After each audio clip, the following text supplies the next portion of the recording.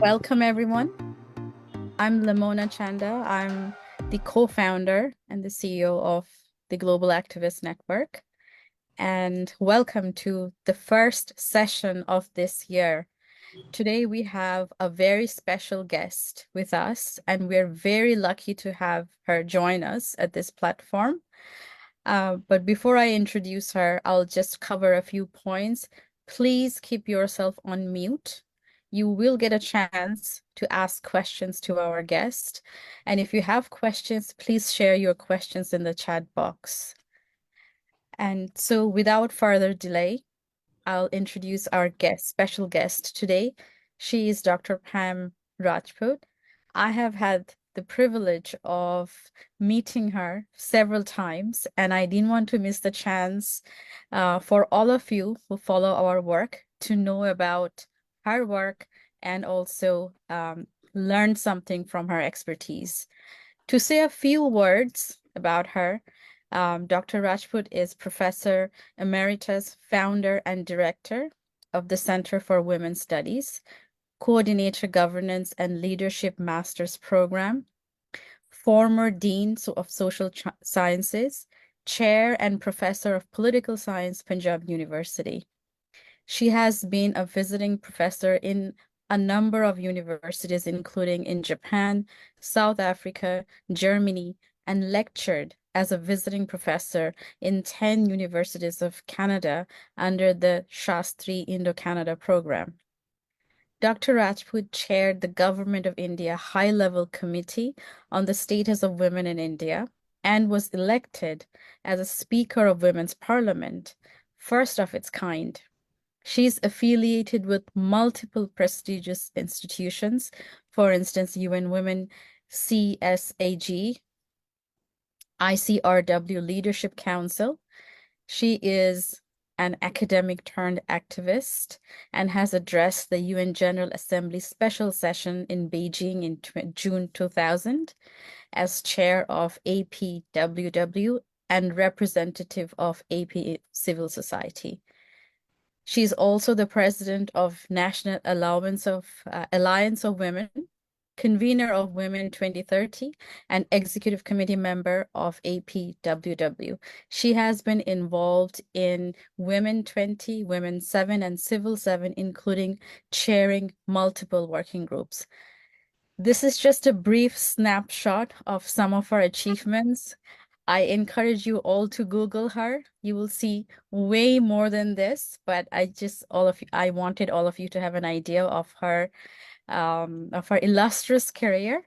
And so welcome, Dr. Rajput. Like I said, we're very lucky to have you here today. And so I'll start by asking you to share a little bit about your journey into gender equity and what inspired you to explore this area of work. Thank you. Thank you, Lamona. Can you hear me? Can Yes. you hear me? Yes, we can. Okay, greetings to all. And let me take the opportunity first to thank the Global Activists Alliance for having me on board today for a discussion on a theme which is very, very pertinent and close to my work.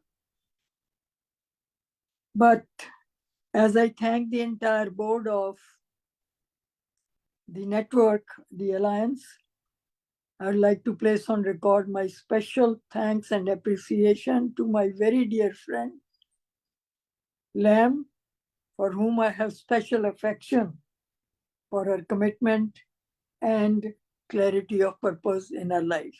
Thank you, Lam, for having me over here this evening. Now, you have asked me to share my journey. It's very difficult to do that. But let me say at the outset that whatever I am today, the whole credit goes to my mother. Once in Rutgers University in US, I was asked this question, when and how did I learn feminism? And my instant answer was in the womb of my mother. And as I said that, what I want to share is that I'm sharing it for the first time in the public forum, that my mother ran in and out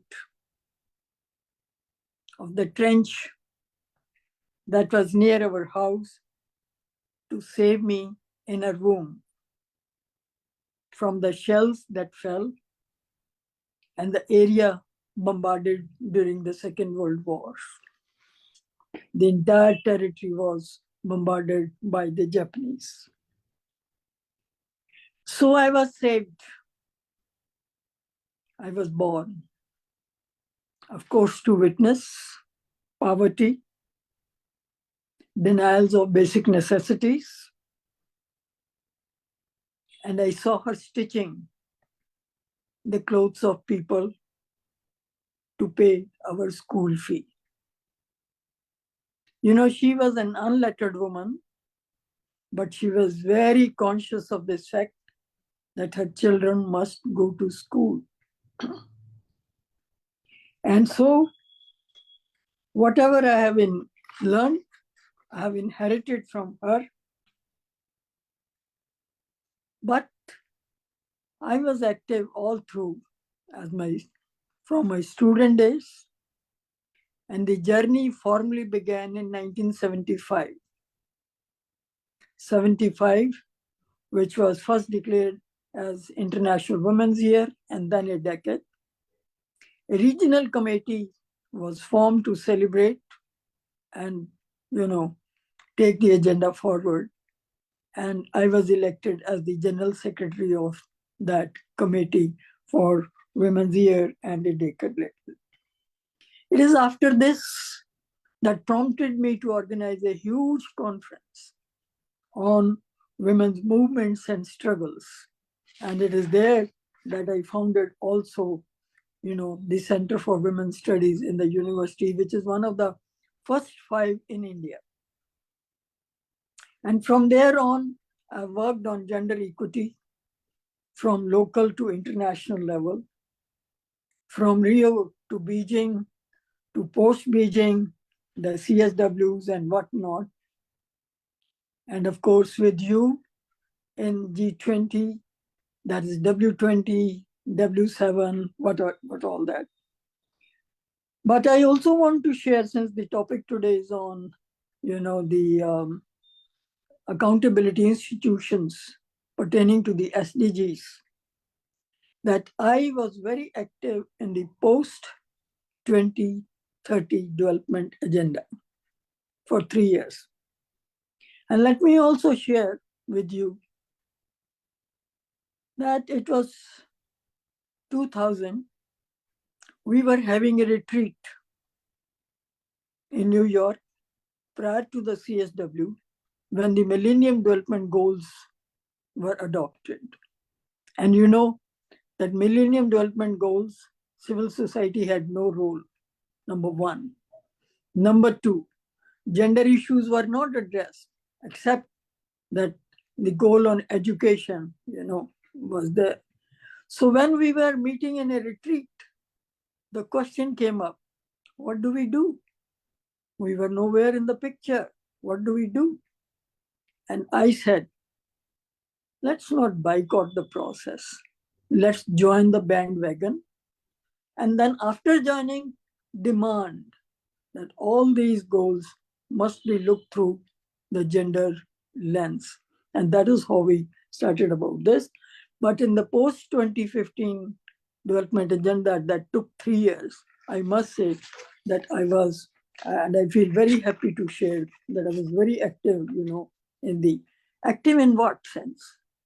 2 issues. One, the gender equality must be a cross-cutting kind of a thing, and I'll come to that when we later discuss it. So we were very active, and I keep going, and I was privileged also to attend the adoption of the 2015 agenda.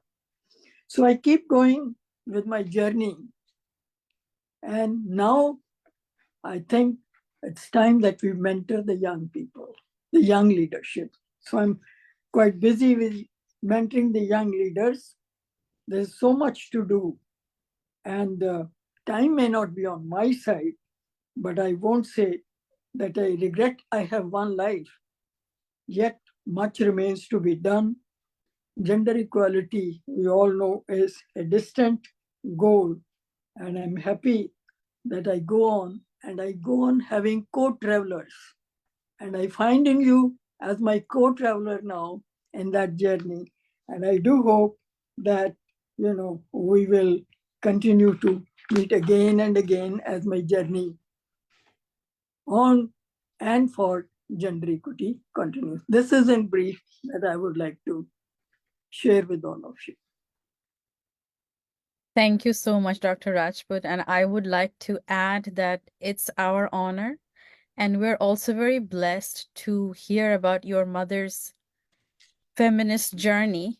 And I'm sure there's thousands and hundreds of thousands of women like that who are living embodiments of feminism, but they're nameless. And it's only through sharing of their stories, such as you did today, we find out about their sacrifices and how they made the journey relatively easier for us today.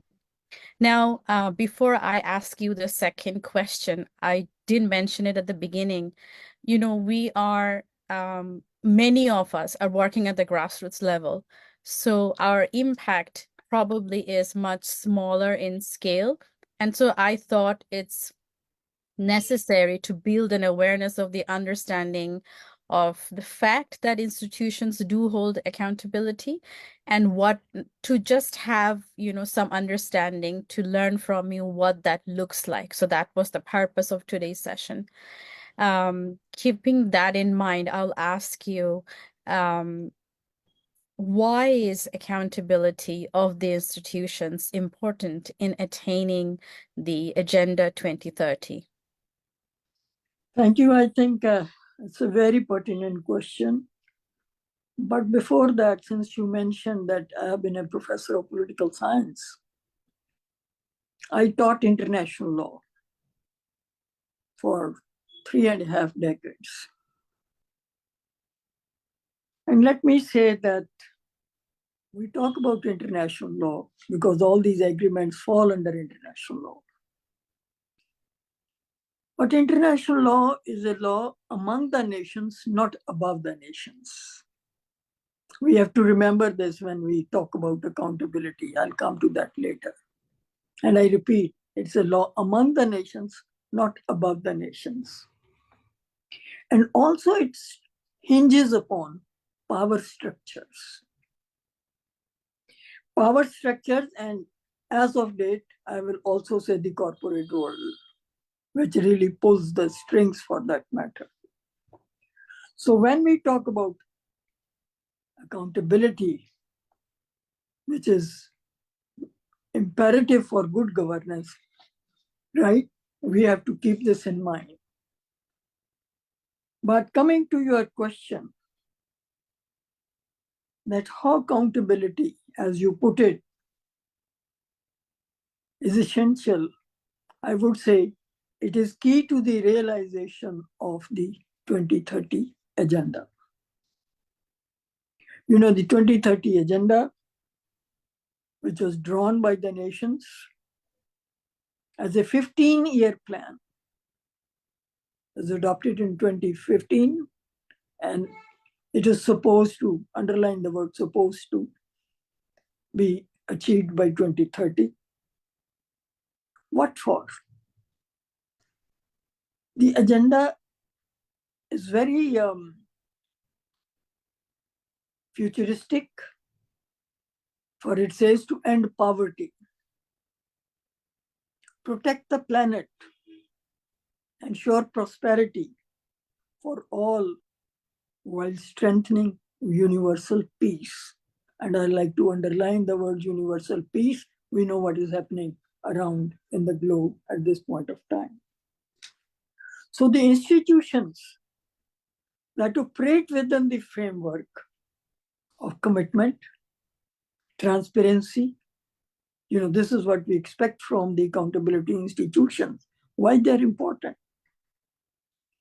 Transparency, inclusive, based on human rights approach. They are both crucial and critical. And such efficacy from the accountability institutions, both at the global level and at the national level, it is equally important. Now, why do we need these institutions? For that sake, first is transparency. Transparency and for tracking the progress. These are the goals. This is the time frame. So these institutions help in tracking the progress, promote legitimacy of the institutions, implementing agencies, responsible decision making, fostering collaboration among institutions which are essential for sustainable development goals. It is also, these institutions also are required for having, or enhancing the efficiency and effectiveness that can streamline the process of attaining the SDGs. On the whole, I would say the accountability institutions are vital for achieving the agenda that is laudable. Having said that, I wish to state that since I was privy to the adoption of the development agenda, and I have always been touched by the two phrases. And what are those two phrases? No, and I call them as Gandhian principles as a matter of fact, right? If you look at Gandhi and this thing, long time he said the same thing, and now we have borrowed and putting it a time frame and this thing and that thing. No one shall be left behind. So when we talk about accountability institutions, we have to remember these two words, two sentences. No one shall be left behind, and the farthest the first. And as I said, start thinking about what bothers me is, on the one hand, we are talking about these two principles, and we are talking about institution as a accountability mechanism, institution. But what is our development paradigm? Right?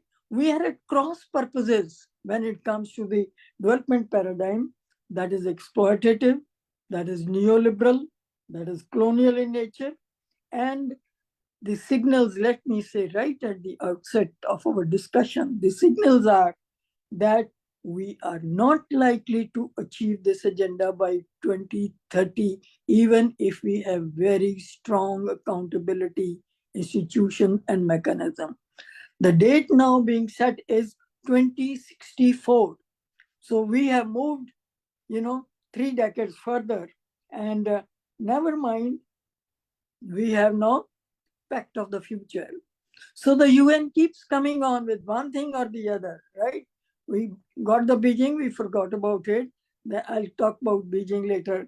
And now this, so we have the pact of the future, but nevertheless, that does not mean that accountability institutions lose their significance. They are very, very important for tracking the progress of the Sustainable Development Goals. Thank you so much, Dr. Rajput. You mentioned one of the things, and this is a big topic, but I'll still mention it, that a lot of the institutions and also practices, policies remain colonial in nature. Keeping that in mind, what would you say, how can public institutions play a role in delivering the SDGs? Oh, well, good question. Now, the public institutions at the state level or at the national level, they are really the institution through which the, actual delivery can take place. So they are important from that point of time. When I say actual delivery, it could be in the, form of formulation of policies, action plans, aligning of policies to meet the targets as per the indicators. I'm sure the participants know that we have the 17 goals and we have 169 targets.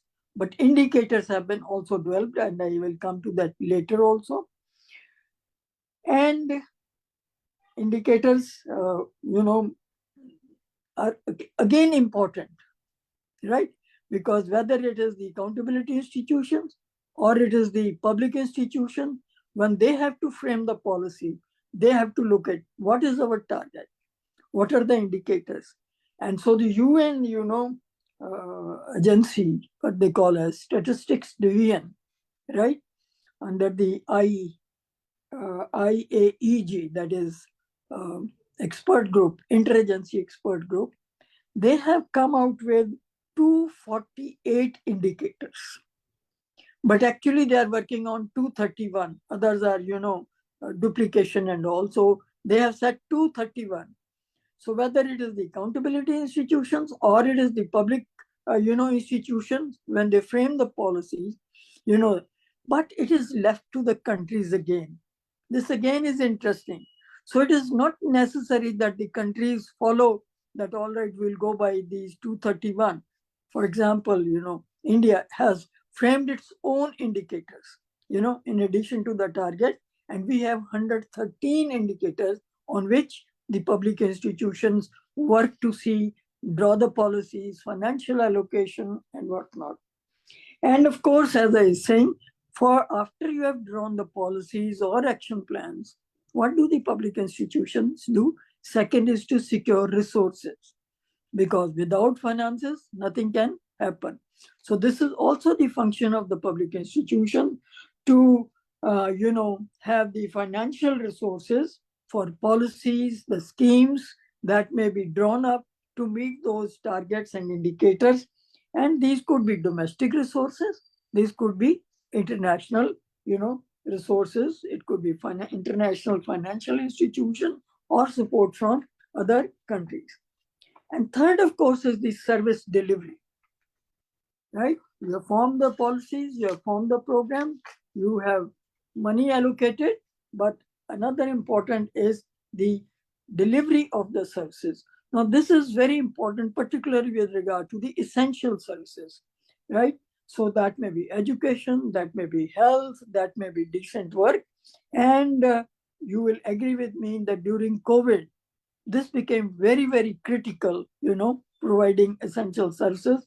It became, and in the post-COVID, another thing became essential was how to give digital literacy to the people, especially to the women. Our research has shown that during COVID, the girls were out of schools, right? Because they had no access and they couldn't do it at home because they didn't have the digital literacy. So this is post, but is an essential service. Also, the function of public institutions is to engage with the stakeholders. And in addition to those stakeholders, equally important is to build the capacity of the stakeholders.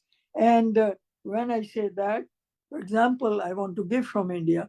India decided to localize the Sustainable Development Goals, not to remain at the national level, but to the state and then even to the panchayat level. So when you think of localizing, and that is the spirit, this is how you can really, achieve the Sustainable Development Goals. So when you go to that level, you need to build the capacity of the people, right? So at the, we have gone right up to the panchayat level, and there have been efforts to build the capacity of this. No, I can go on with that, but it is, I think, equally important that public institutions supports the research and research institutions, the academia, for innovations and how science and technology can be used for meeting the Sustainable Development Goals. So I think public institutions have a great role to play in realizing the Agenda of 2030. I hope I justify my answer to your question. Yes, absolutely. One of the things, just for information, I think some of our attendees might not know what a panchayat is. I would say in very simple terms, it's a government at the very local level. Would you Local level, agree? at the rural village level. Yes. So, we talked about the importance of public institutions. Can I interrupt you? Yes. Yeah, since you are explaining to them what is this panchayat, I also want to share that these institutions of rural governance, I will call them as institutions of rural governance. India is the first country which provided first 33%, now it is 50% reservation for women in these bodies. And as a result of that, we have 1.4 million women elected to these. So when we want to translate the SDGs at the local level, their capacity building is very critical. That's really interesting, Dr. Rajput, and I think it kind of weaves very nicely into my second question. In your opinion, do you think there are adequate oversight mechanisms to track? I was going to ask you the progress of the SDGs, but I think you can even focus and say, do you think there are adequate oversight mechanisms of how these public institutions are performing in relation to SDGs or sustainable development in general? Yes, there are oversight mechanisms also. We are good in having structures for that matter.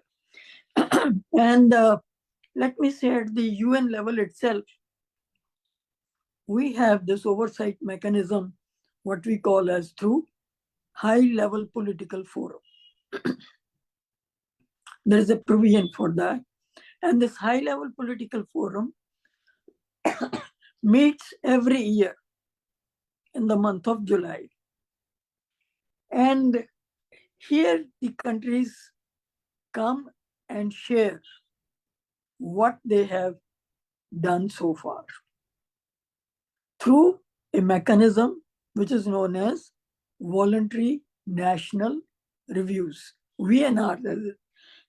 So VNR, but PF is the main, oversight mechanism which the UN uses to see where the states are in terms of realizing the goals. The other mechanism is UN Statistical Division. This UN Statistical Division is responsible for framing or developing the global indicator framework. They do it, and also they publish the SDG report annually. Annually, it is done.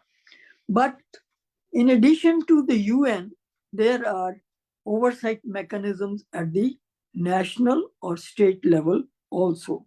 And we know that most of the countries have what you call as the National Statistics Office, right? So they keep watching, keep observing, keep tracking what is happening.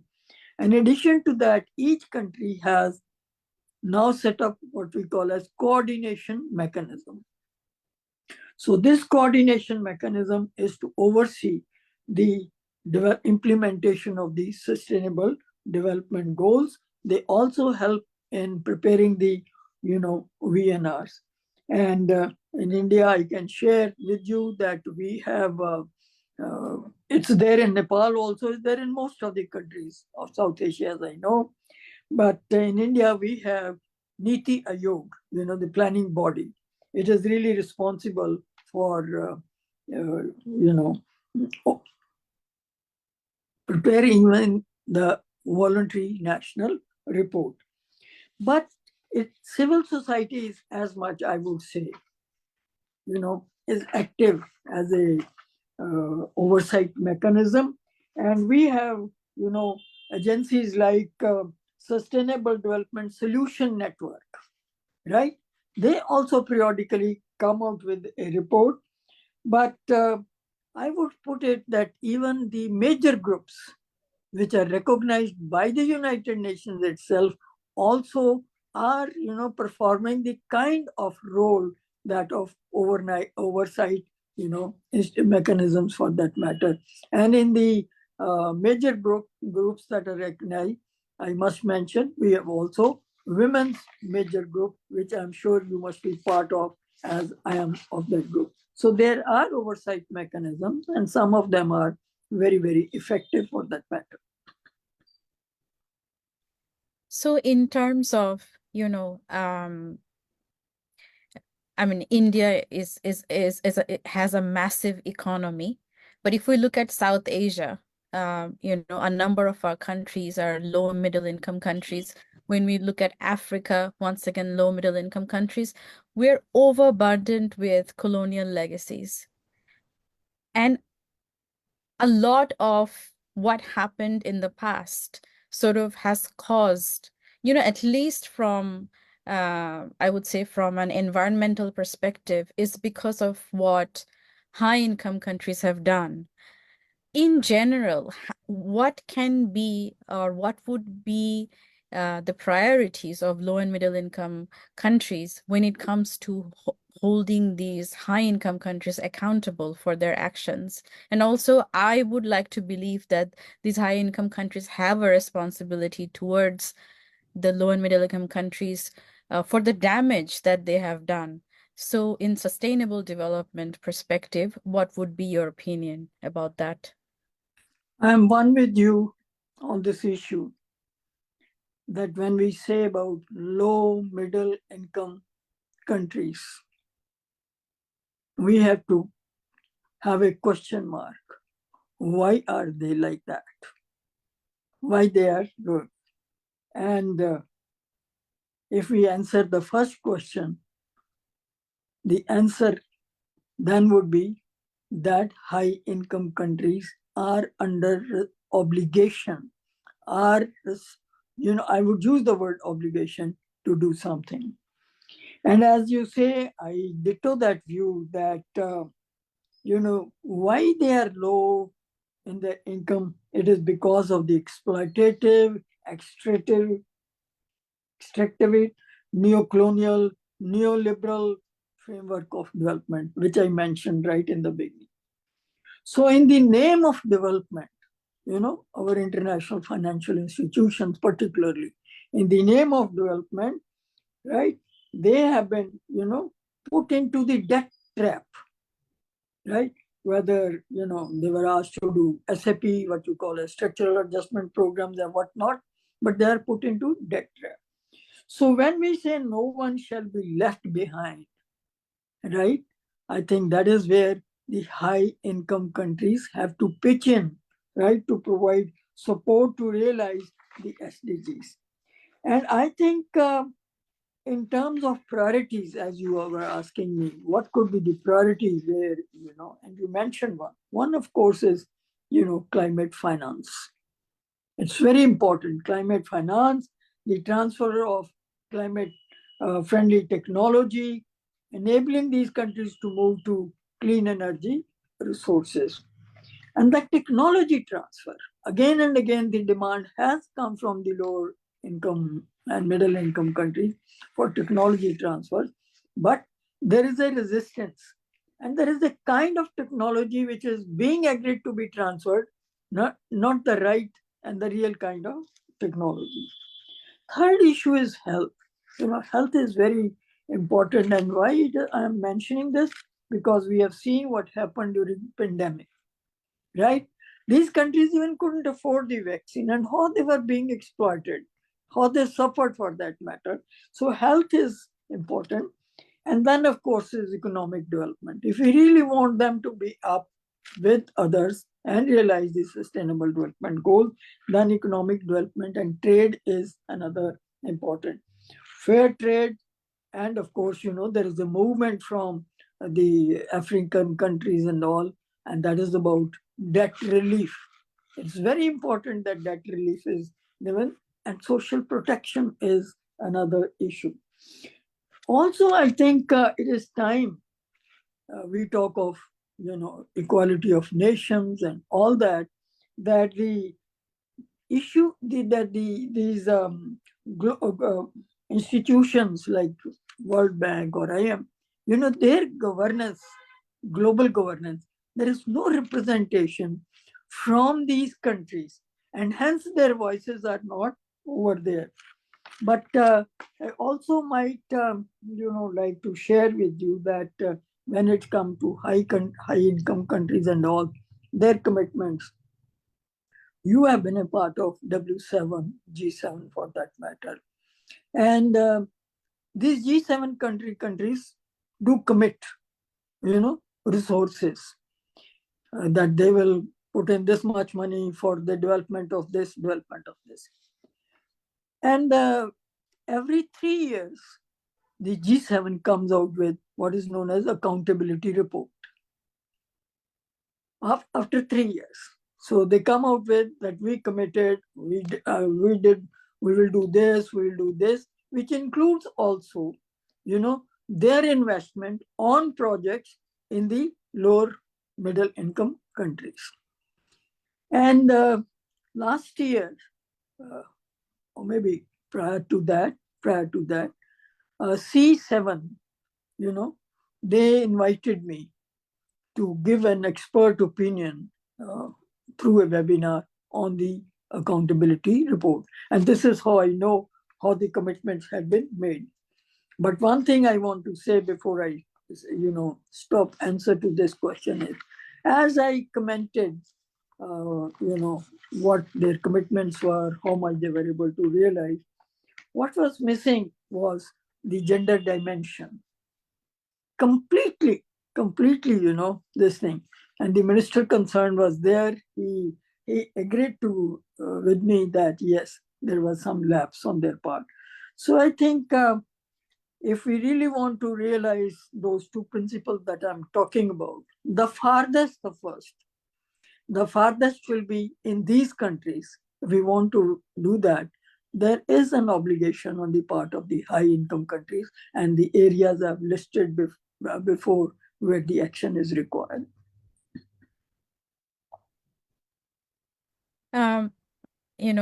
Very interestingly, you mentioned that that the reports lacked the gender dimension. Please tell us the importance or the connection of gender equity and accountability of the institutions. Well, this is the real area which we should, we could spend more time. But I said it earlier, and let me repeat for the sake of it, that when sustainable development goals were being, talked about and all that, 3 years, it took them 3 years. And as I told you, during MDGs, we were nowhere, right? So we decided that, we now must be active during this post-2015 development agenda. The UN women, the civil society groups, and I feel proud I was part of that. We really did a lot of lobbying and advocacy that gender equality should be cross-cutting. In addition to, not that you forget it, in addition to stand-alone goal. So if you look carefully, all the goals, by and large, barring 2-3 goals, there are targets on gender, beginning with poverty, and it goes on. So that is one thing that I wanted to share with you, that gender equality is a cross-cutting, in addition to being a stand-alone goal. And also you see the accountability institutions, right? We have been saying don't look only at goal 5, right? Look at the goals through gender lens. If you really want to see that it is cross-cutting, then you have to look at all goals through gender lens, and that's what we have been. And third, of course, is, the VNRs, the voluntary national reviews. There also we lobby that they track the progress on one goal 5 itself, and then also, other goals through the gender lens that we have been, talking about. But the reports that come, and I'd like to particularly mention that UN Women's Global Accountability Framework, they have a global accountability framework to strengthen the accountability for gender equality. And so they keep coming out with the reports periodically. The latest genders, I could mention many countries, right? Even when they are making the progress, recently the where the countries stand on goals, their index has come out, where you are at goal and all that. I think Finland is at the top, right? Other countries are below. Let me not go into that question. But what I want to say is that when these periodic reports come, they show that the countries are not serious on gender equality. Most of the countries are not serious. And the latest gender snapshot of the UN Women, latest, 2024, what does it talk about?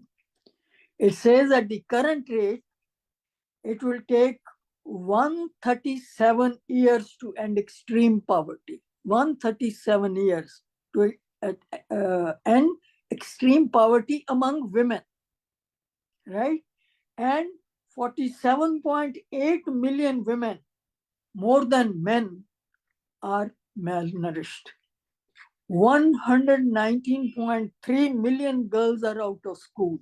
I can go on, but one data that I want to, share with you, one figure on this, is that by 2050, climate change may push, because we are talking about climate change, which is key to that.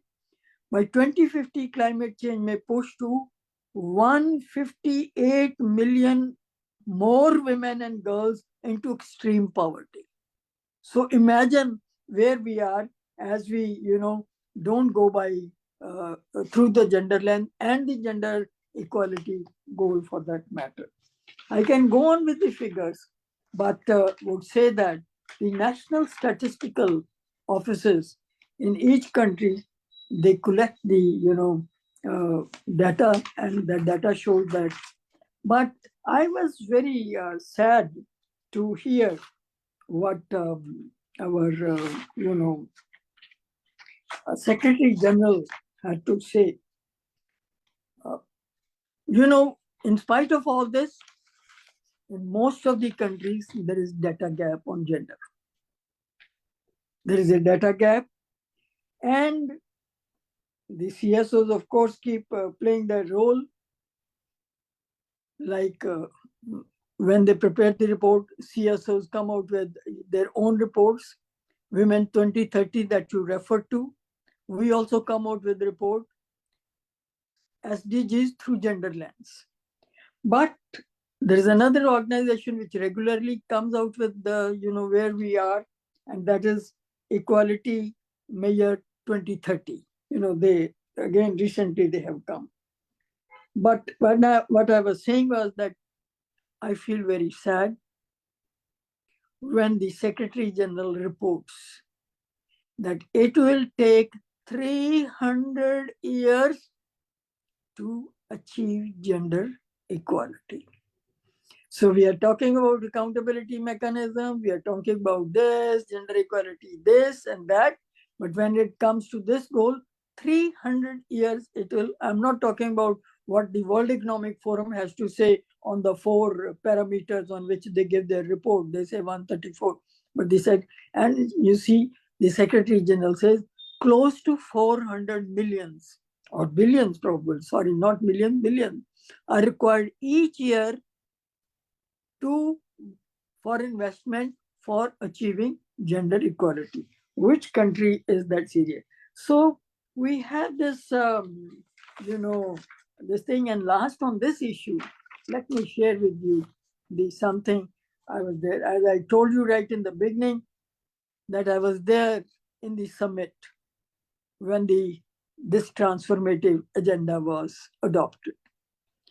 And during that time, the UN Women, along with China, they hosted an event.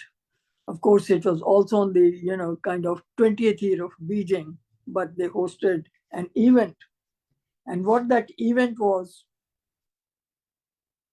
Global Leaders Meeting on Gender Equality and Women's Empowerment, a commitment to action. So they wanted them to move from there, promises, commitments to action. And the posters that we saw on the walls of the United Nations, right, outside and inside. Planet 50-50 by 2030. Planet 50-50 by 2030. And I still remember my friend Lakshmi Puri was then at the UN Women. She wrote, patriarchy will come to an end by 2030. Where are we? Close to 80, actually 74, 75 heads of the states and governments attended that meeting, right, which the UN Women had convened. And lo and behold, barring few of the Scandinavian countries and some others, right, very few, who promised that they will do this, they will do this. But what were the other leaders saying? We are already doing this. We are already doing this in our country. Most of the leaders were talking in that tone. So when even at that, peak of the time when we are adopting the agenda and gender equality is cross-cutting and a standalone goal, you are not serious. So how do we have planet 50-50 by 2030? So I think as far as, this goal is concerned, the accountability has to be more, pulled up for that matter so that we move forward. Thank you. So, you already mentioned poverty. You already mentioned how many lives or livelihood will be at a risk because of climate change. And I feel that in low and middle income countries, literacy is also a factor in making good decisions, even though I wouldn't say that's the only thing, but that is a challenge. Absolutely. I wasn't going to ask you these questions, but now I just feel the impulse to ask you. Do you think having feminist policies can be a reality in low and middle income countries? And also, do you think that voluntary national reviews, are they effective? Let me first answer your first part of the question, feminist foreign policy. It is important. It's very important. But is it being effective? Not yet. Do those who work on feminist foreign policy, my friend, you know her very, very well. She wrote an article recently. So those who have been talking about feminist foreign policy from the countries like US and all that, they have been quiet on what has been happening to the women, whether it is, Palestine or it is other countries for that matter. So again, how feminist we are, I put a question mark over there. And I go with her, the article that she has to say. So I think, the other day, I was last month in Thailand for the Beijing 30 Asia Pacific. I happened to meet the ambassador of a country I will not name. It's a woman. I said, have you heard of feminist foreign policy? She said, no, this is absolutely new to me.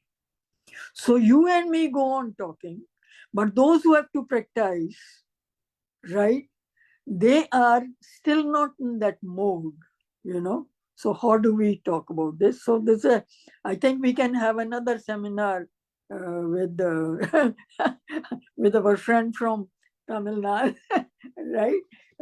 I think she must be listening because she is already registered for this. But that is important. But this other question that you asked me, that is the voluntary national reviews. Now, this is the only mechanism for reporting. Because if the UN had said, right, that you have to compulsorily come and report, the 2030 agenda would have gone into the dustbin. Because always these powers, as I said in the beginning, international law is a law among nations, right? And it is the power structure to decide.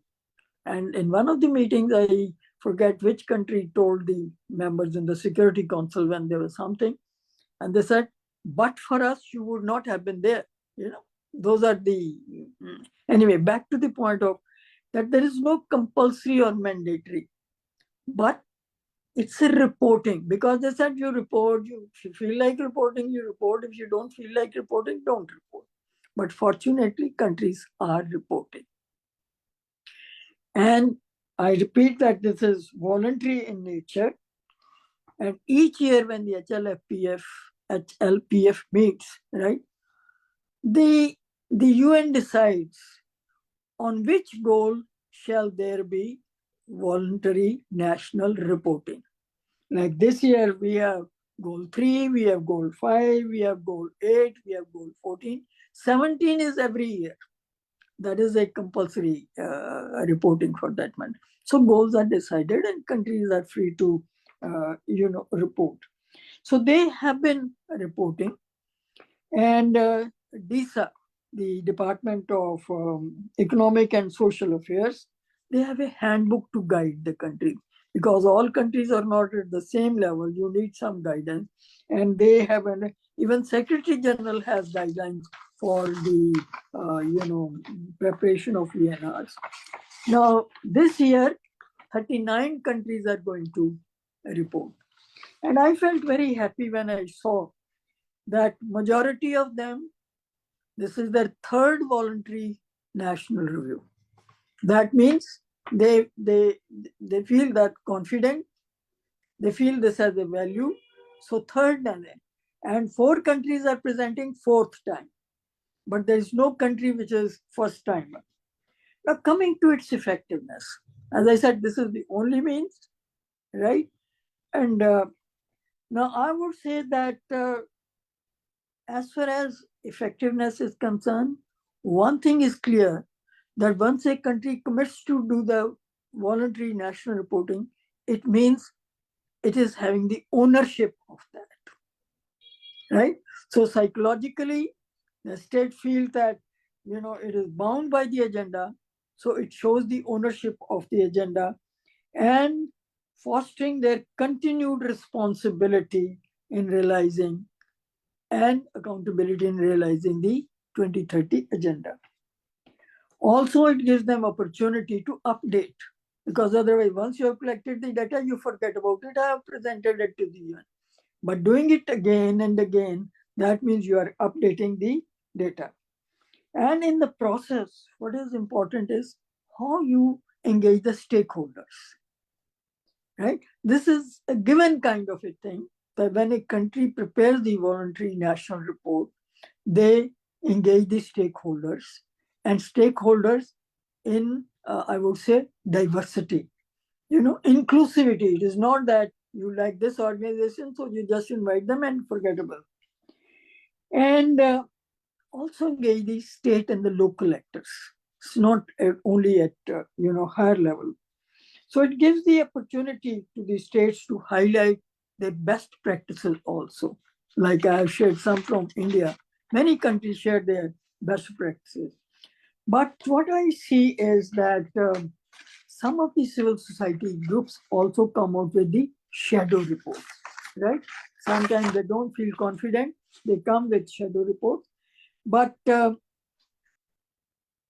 one thing where I feel it is not effective is, it is kind of a formality also.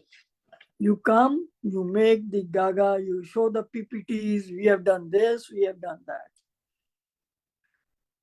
As I've sat through some of I've been twice to the HLPF, right? I've sat through these proceedings. What I saw was that there is a question answer session once the country has presented. But what kind of questions are asked, right? It is you scratch my back and I scratch your back. So it is just to know how you did it, how we learning kind of it. So those questions and answers are not really to hold accountable, right? Where the failures are there, but just to, learn the processes. And the civil society over there, the civil society spends the money, like a person like me who spends her own ticket to go over there. What happens? The civil society, the major groups, right, as they are recognized by the UN, they can come, they can speak, they can make statements. So what happens is when a country has presented its report, right, then the civil society groups from that country, they prepare, they are given 3 minutes, right? 3 minutes to ask or make their comment.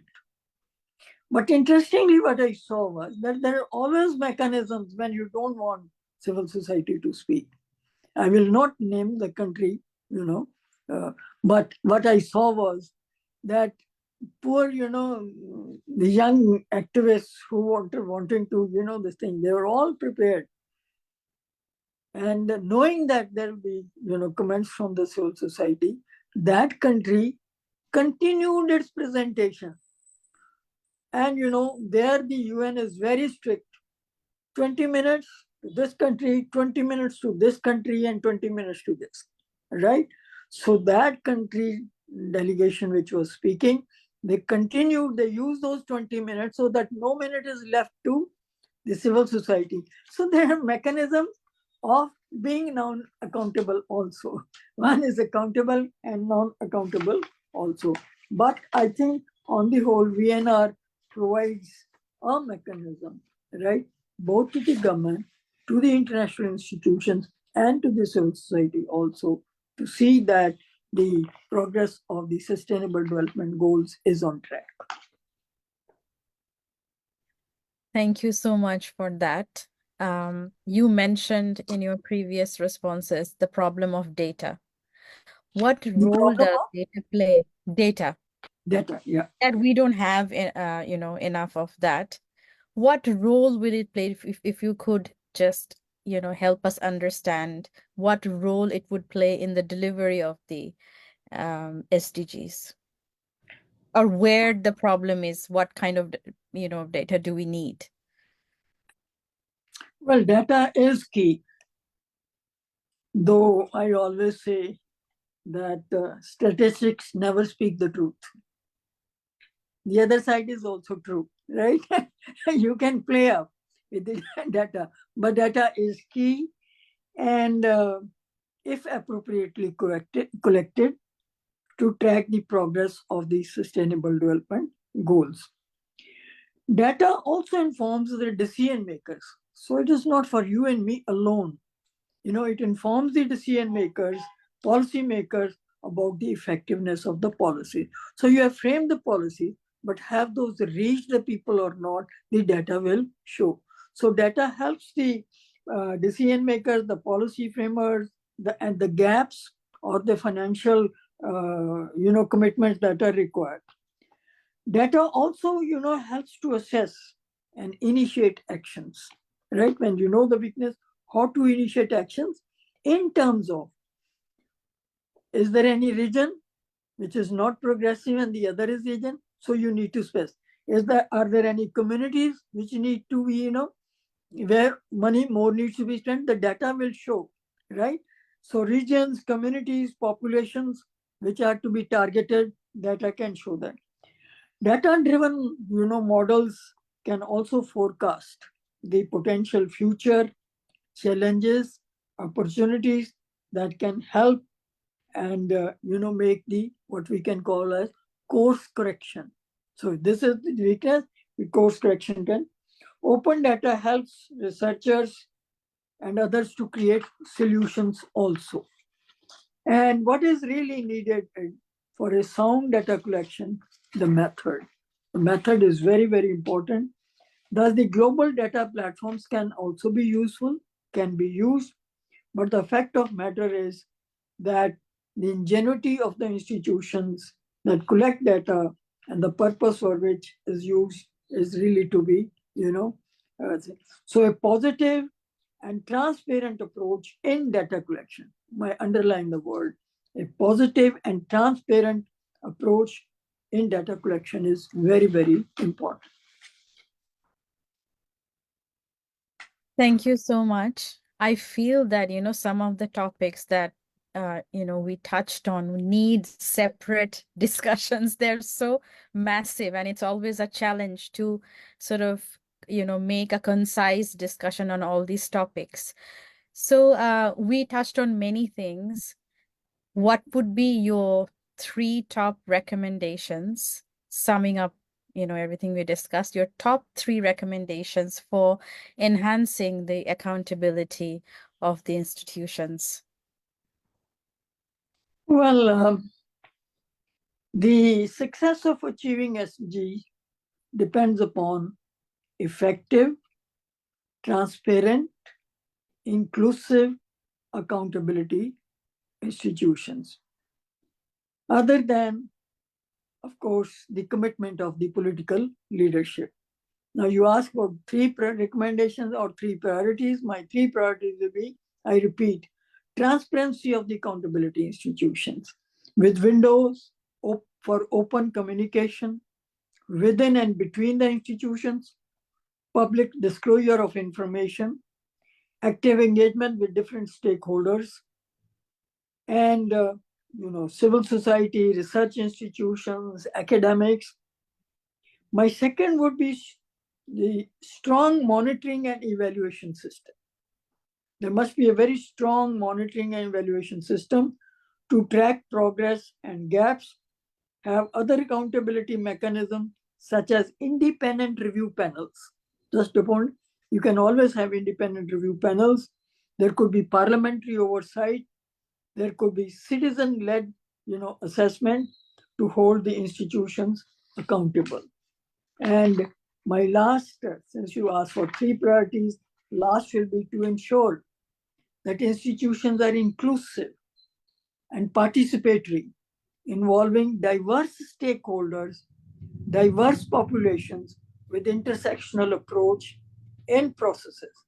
And the key parameters on the whole, I would say, underline the 3 words, that is social justice, gender equality, and human rights. These would be my priorities for that matter. Absolutely. Before I move on to the last question, Dr. Rajput, I'll take a question from the audience. We have a question from Aquami. He is asking, in your opinion, what are the key differences between institutional accountability in the public sector versus the private sector? And how can institutions balance accountability with maintaining efficiency, particularly when they're under pressure to perform? Let me know if you'd like me to repeat the question. Yeah.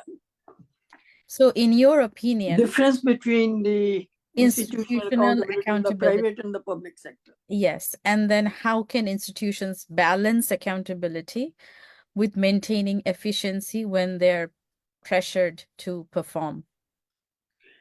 Well, I think in the public sector, it is more open, right? If nothing else, I would say, in a democracy, right? The institutions like parliament are there, raise questions, media is there, elections are there, so there are mechanisms of having the accountability more open, more transparent. Whereas the public sector is concerned, it is a kind of a closed system. They will give only that much information which their business interests are kept in mind. Other information will be. So that transparency is one issue. And then, of course, missing is the accountability. The kind of accountability the public institutions have, that kind of accountability, we may talk in theory, but not in practice, that private sector has towards the. Okay. So I'm just conscious of time. I just wanted to, finally ask you any last words that you would like to share with us. And also, there are a lot of, emerging change makers who are part of our network. How do we reach out to you if some of us wanted to get in touch? My last words for today, not otherwise. Yes. I'm going to be around still. So my last words for today will be in the context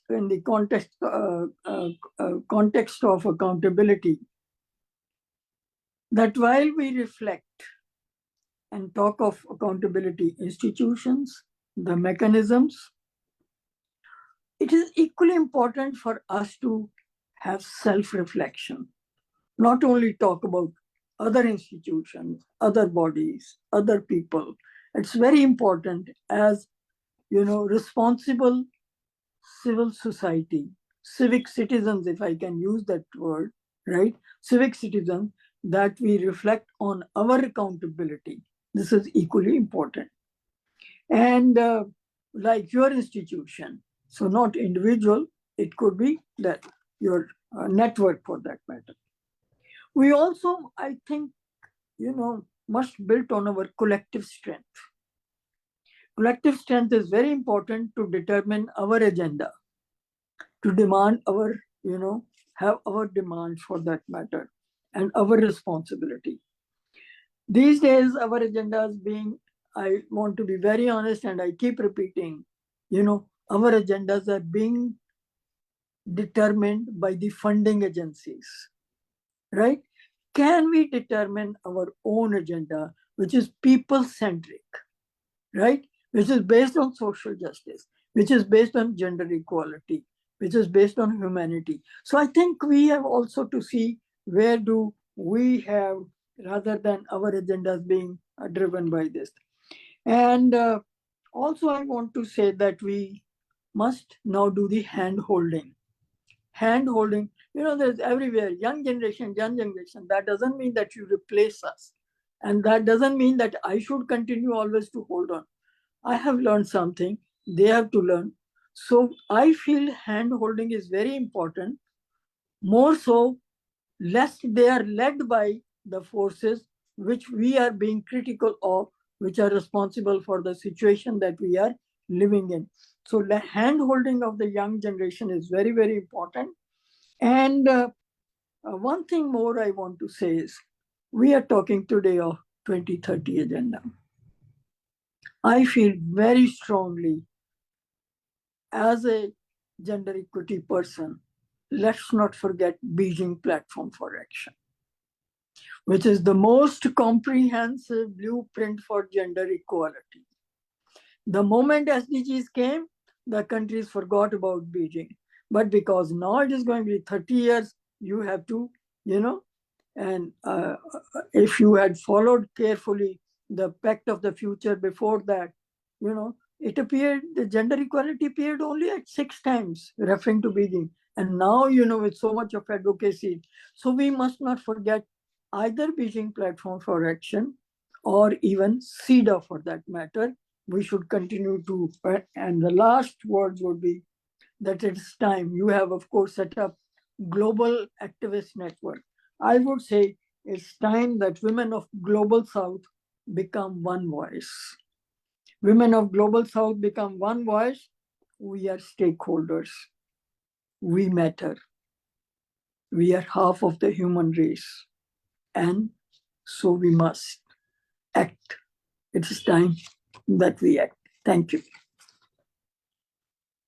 Thank you so much, Dr. Rajput. We all feel very energized, and I think we will keep coming back to your session. We have recorded As you today. said, how to reach me, right? Yes, yes. How do we reach out to you? In this age of technology, it is so easy to reach me. They can have my WhatsApp number from you. They can have my email ID from you. Anytime, anything I can do, contribute, right? I will be too privileged and too happy to be part of your network. Thank you so much. And you're also on LinkedIn, so if they wanted, that would also be an Sure. avenue for reaching out.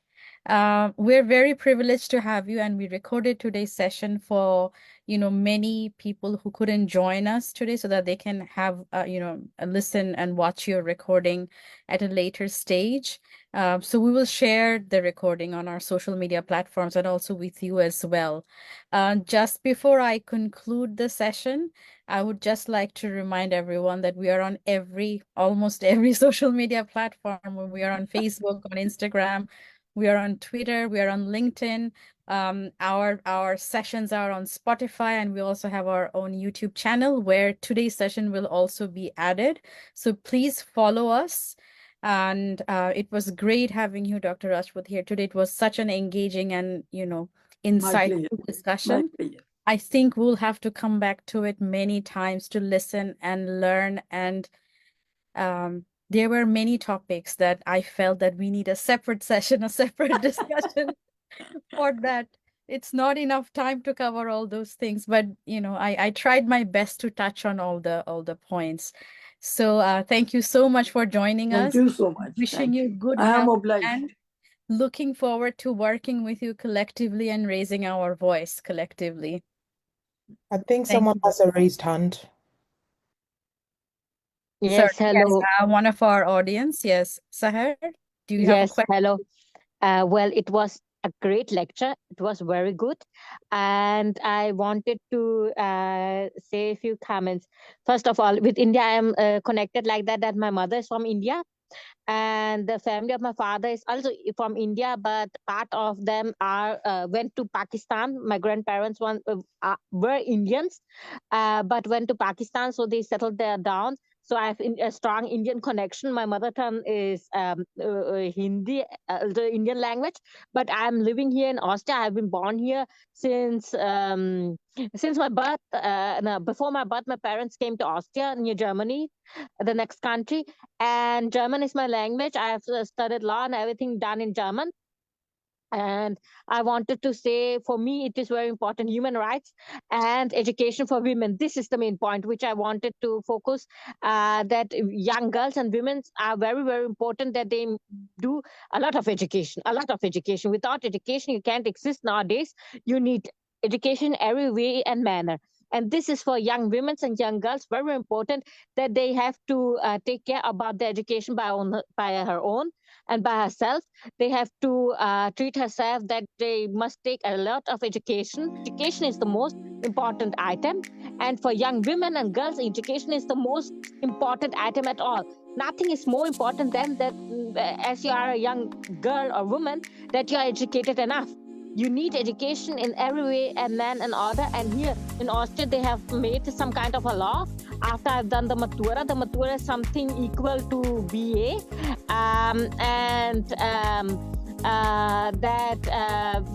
When you study that at least 2 studies you have to do. Like I've studied law, and before that I have began with international business administration. And sorry to cut you off. Do you have a question? Yes. Do you have a question? No question I do not have now. Thanks. Well, we do agree with your view, and we were trying our best to raise awareness of the yes. Here in Austria, in community, I will also try in some months taking action for more education for young women and girls. Maybe there will be an how to call it, Bewegung internationally. I will ask and I will try what I can do for that. Thank you so much. So it's been a pleasure, and with that we end today's session, and we'll be back sometime in February with our next session. Till then, have a great day.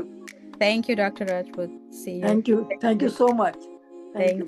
Bye-bye.